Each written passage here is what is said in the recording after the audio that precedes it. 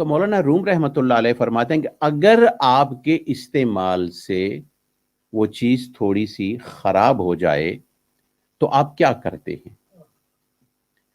آپ جو اس کے اوپر چڑھ جاتی ہے وہ آئل ہو یا کوئی ڈسٹ ہو، کوئی سٹین ہو یا کوئی بھی چیز ہو، تو آپ ایک چیز لے کر اس کو کسی کپڑے سے یا کسی اور اس کے فارمولے سے جو سٹینڈ ریموور ہے یا کوئی بھی چیز ہے اسے لگا کر اسے صاف کر دیتے ہیں، اور پھر آپ کی چیز کمپنی کی جو صحیح کمپنی کی چیز ہوتی ہے اس کی شائننگ میں کبھی فرق نہیں آتا، صرف آپ کے استعمال کی وجہ سے وہ دھندلاہٹ سی آ جاتی ہے، اس دھندلاہٹ کو صفا کرنے کے لیے آپ دوبارہ کام کریں تو بالکل صاف اور شفاف۔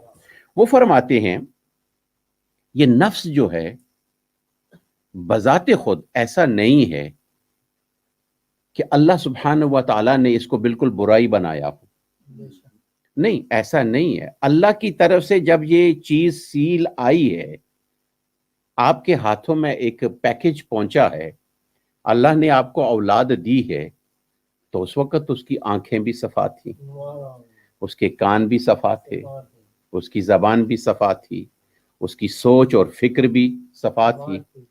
اب یہ تو گھر میں رہنے کی وجہ سے جو اثرات مرتب ہوئے ہیں وہ سوچ اور فکر نے انسان کو اس طرف کر لیا۔ وہاں مولانا روم رحمت اللہ علیہ ہمیں حضرت خواجہ ابراہیم ادہم رحمت اللہ تعالی علیہ کے حوالے سے ہمیں وہ بات سمجھاتے ہیں۔ ابراہیم ادہم یہ خراسان کے بادشاہ تھے، سلطان ہیں، اور اردا گرد کی بہت ساری جو چھوٹی چھوٹی سلطنتیں تھیں ان کے بھی یہ کنگ تھے، بادشاہ تھے، ان کے انڈر تھیں، حکم انہی کا چلتا تھا، تھے بڑے عادل نیک۔ اور وہ جو پروٹوکول ہوتا ہے نا جو ایک قسم کا بادشاہوں کا، بنیادی طور پر بھی انہوں نے رکھا، مزاجن یہ بڑے سادہ تھے، جو ضروری تھا وہ تو تھا پروٹوکول۔ وہ فرماتے ہیں کبھی کبھی کسی وقت جب پریشانی ہو جائے تو ایک رباب رکھا ہوا تھا، رباب رکھا ہوا تھا، وہ بندے کو کہتے ذرا تھوڑا سا اس کے تار چھیڑو، اس کے تار تھوڑا سا ہلاؤ، اس تاروں کو حرکت دو تاکہ میرے ذہن کے اندر جو سوچ، جو فکر، جو کیفیات ہے وہ جو ہٹے اور میں تھوڑا سا تعلق جوڑ لوں۔ سبحان اللہ۔ یہ میوزک بھی کوئی اتنی بری چیز نہیں ہے کہ جتنا ہم نے بنا دیا ہے یا پھر ہم نے اس کو برے راستے پہ استعمال کر لیا ہے۔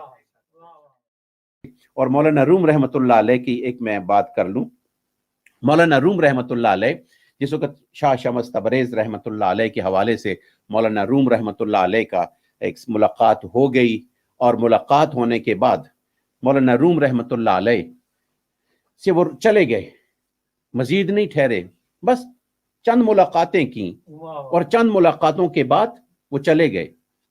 مولانا روم بے قرار ہو گئے، جو ان کی نظر پڑنے سے جو ان کے دل کے اندر ایک کیفیت پیدا ہوتی تھی، اب وہ بے قراری ہے، اب وہ لذت نہیں ہے۔ جب وہ لذت نہیں ہے، جیسے کہ آپ اگر کہیں ایسی جگہ پہ جائیں کہ جہاں ایک مرکزی آدمی موجود ہو اور جس کے لیے جائیں آگے موجود نہ ہو، کام وہی ہو رہا ہو، موجود نہ ہو، تو پھر کیا ہوتا ہے؟ دل میں احساس ہوتا ہے کہ یار آ تو گئے ہیں، ٹھیک ہے، مجلس بھی ہو گیا سا، لیکن وہ بندہ جس کی خاطر آئے وہ نہیں آیا تو کچھ مزہ نہیں آیا، ایک احساس ہوتا ہے۔ مولانا روم رحمت اللہ علیہ بے قرار تلاش کر رہے ہیں، تلاش کرتے کرتے بازار سے گزرے، اور بازار میں چلتے چلتے ایک سنیار جو ورق بناتا تھا، چاندی ورق، سونا ورق، تو اس کو پیٹا جاتا ہے، مارا جاتا ہے۔ ابھی جو دم دڑک کی بات ڈاکٹر صاحب نے کہا، مجھے اس سے یاد آیا کہ مولانا روم رحمت اللہ علیہ وہاں سے گزر رہے تھے، اور گزرتے گزرتے جس وقت کے اسے یعنی सोने के वर्क को बनाने के लिए हथौड़े से मारा जाता है तो उसमें एक आवाज भारी होती है और एक आवाज हल्की होती है। हैवी में आया दड़म और जो हल्की आवाज थी उसमें कड़क दम धड़क। रूम रहमत अब वो पता नहीं कितने सालों से बना रहे थे, कोई ऐसी बात नहीं। सदरुद्दीन उनका नाम है, सदरुद्दीन जरकूब, वो बना रहे हैं, कितने सालों से बना रहे हैं। लेकिन सदरुद्दीन की दुकान से जब मौलाना रूम को आवाज आई, मौलाना रूम खड़े हो गए। दम दम धड़क दम धड़क, अल्लाह अल्लाह अल्लाह। ये इन्होंने आवाज वो थी, साज इन्होंने ये छेड़ दिया जो एक कैफियत प्यास की थी, वो नजारे खुलने लगे। सदरुद्दीन ने देखा मौलाए रूम आकाए रूम इतना बड़ा आलिम शख्स मेरे दरवाजे के सामने दुकान के सामने खड़ा है और इस पर एक वजद और एक हालत तारी है, तो वो बनाते रहे। उन्होंने उस चीज को छोड़ा नहीं, हालांकि ये एक वजन होता है, उसके बाद अगर किया जाए तो वो वर्क नुकसान में चला जाता है। उस वजन तक बनाया जाता है, उसके बाद वो खराब हो जाता है। उनका खराब होता है तो होने दो, खराब होता है तो होने दो, खराब होता है तो जाने दो। मौलाना रूम की किस तवज्जो में और इस कैफियत में फर्क ना आए। जिस वक्त इन्होंने इधर से कुर्बानी की मौलाना रूम के लिए, मौलाना रूम रहमतुल्लाह अलैह पर जो उस वक्त एक दम धड़क अल्लाहू की सदा के अंदर जो ऊपर से आवाज नीचे आ रही थी और जो नूर उतर रहा था, इधर कुर्बानी करने वाले को भी अल्लाह ने एक हल्की सी चिंगारी दे दी। इसलिए तो कहते हैं कि जब आप अल्लाह के नेक बंदों के साथ बैठते हैं और उनकी आवाज में मिलाकर अपनी आवाज को करते हैं, जो उन पर अल्लाह का नूर उतरता है, आवाज मिलाने वाले अगर उनकी आवाज के साथ मिला के रखें तो वही नूर अल्लाह उनको भी अता कर देता है। और जो अपना अपना हो जाए तो फिर तो कुछ भी नहीं है। तो मौलाना रूम रहमतुल्लाह अलैह ने जिस वक्त काफी देर खड़े रहे और फिर उसके बाद मौलाना रूम रहमतुल्लाह अलैह ने वो कैफियत खत्म हुई, उन्होंने हटाया और जिधर इधर नूर आया ना, सदरुद्दीन ना सलाहुद्दीन जरकूबी को जिस वक्त वो नूर मिला ना, उन्होंने देखा मौलाना रूम इस दम धड़क से कहां तक पहुंचे हुए हैं, इस दम धड़क से कहां तक पहुंचे हुए हैं। जब उनको नूर मिला तो उन्होंने अपना सोना छोड़ा, अपनी चांदी छोड़ी, मौलाना रूम के कदमों में चले गए और जिंदगी के तकरीबन 20 साल मौलाना सलाहुद्दीन जो थे वो हजरत मौलाना रूम रहमतुल्लाह अलैह की खिदमत में रहे और उनके खास पर्सनल यानी राजदान बन गए, पर्सनल सेक्रेटरी बन गए उनके, और हर चीज वो उनके लिखने लगे। जिस वक्त उनकी वफात हुई फिर उनके बाद हुसामुद्दीन को ये मकाम। मौलाना रूम रहमतुल्लाह अलैह इसी हवाले से तो हमें इरशाद फरमाते हैं, नफ्स के हवाले से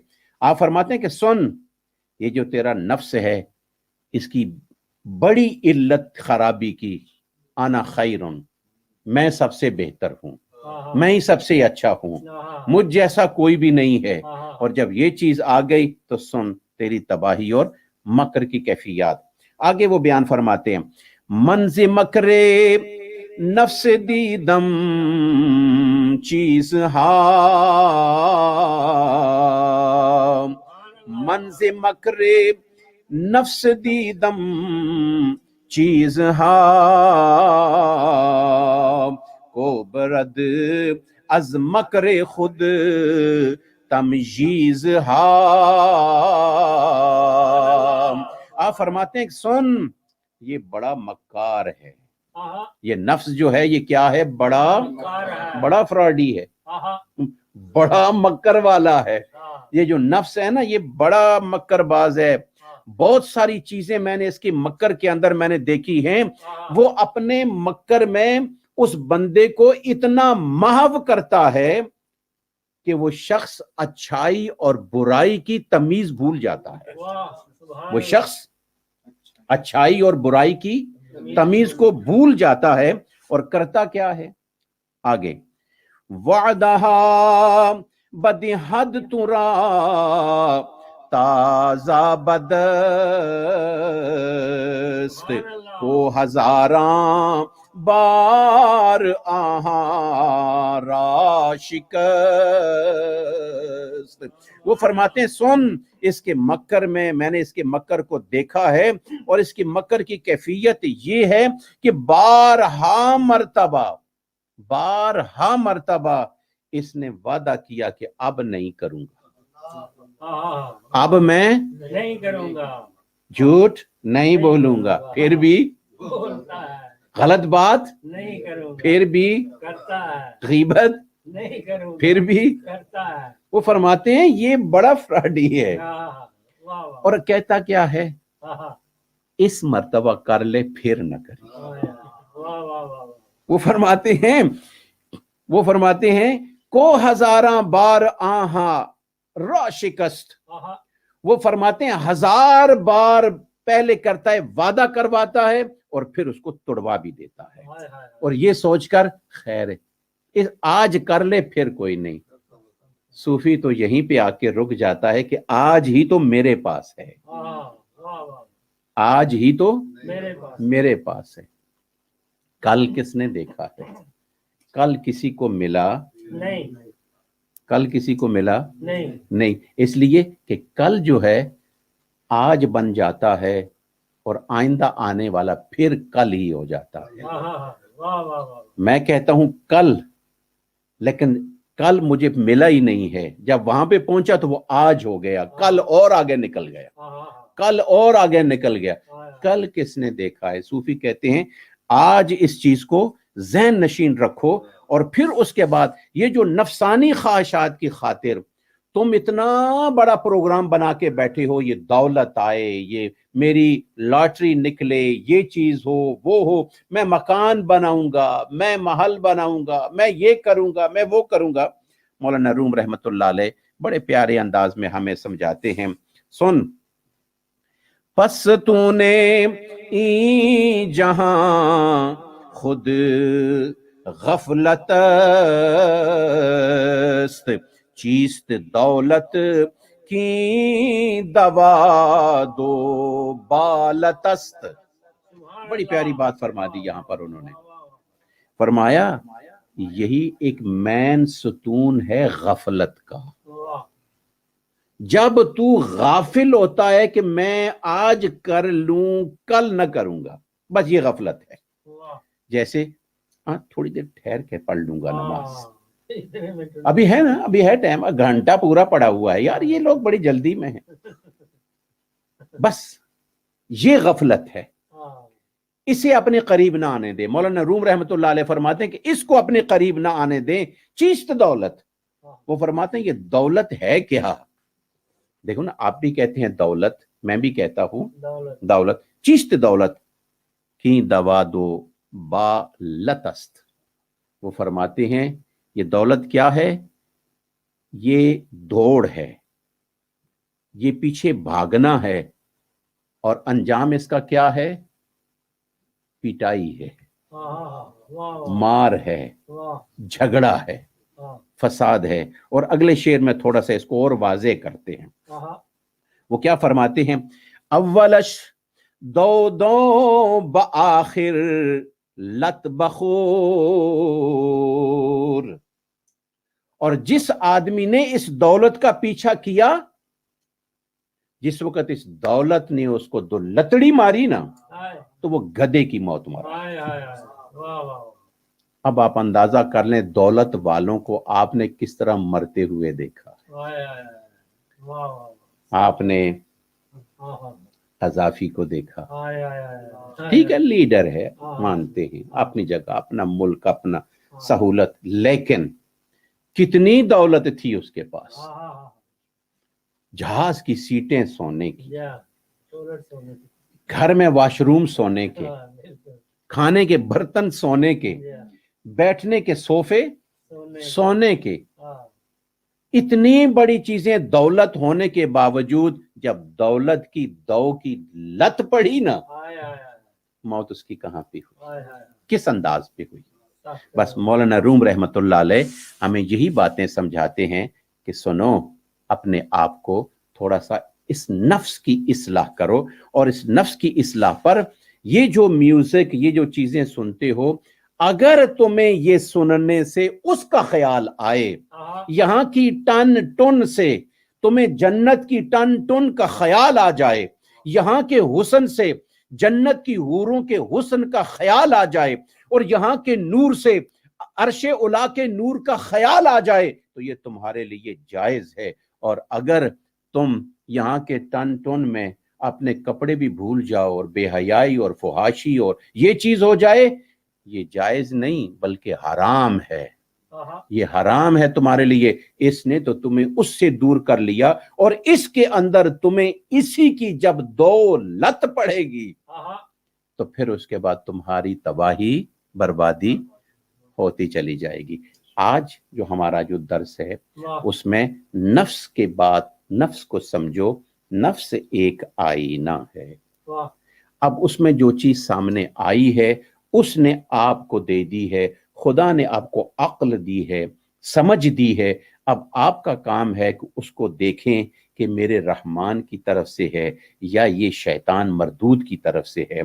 जो अल्लाह ने जो अक्ल दी है यही है। और मौलाना रूम रहमतुल्लाह अलैह आखिर में एक बात समझाने के लिए फरमाते हैं कि काश अगर ये अक्ल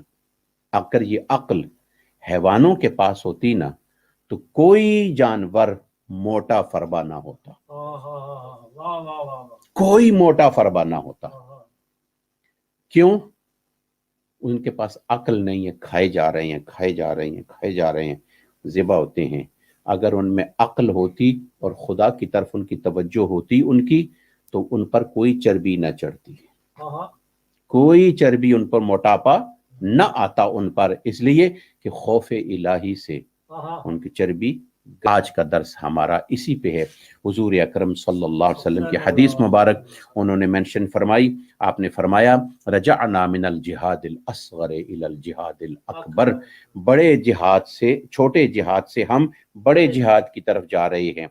सहाबा ने अर्ज किया, रसूल अल्लाह, बड़ा जिहाद कौन सा जिहाद है? वो जिहाद जिसमें बच्चे यतीम हो गए, औरतें बेवा हो गईं, बंदे के आज़ा कट गए, हर चीज यानी खून बिखर गया, बंदे की जिंदगी चली गई। आपने इरशाद फरमाया उसमें दुश्मन तुम्हारा सामने था, तुम उसके बचाव कर सकते थे, वो जिहादी असगर है।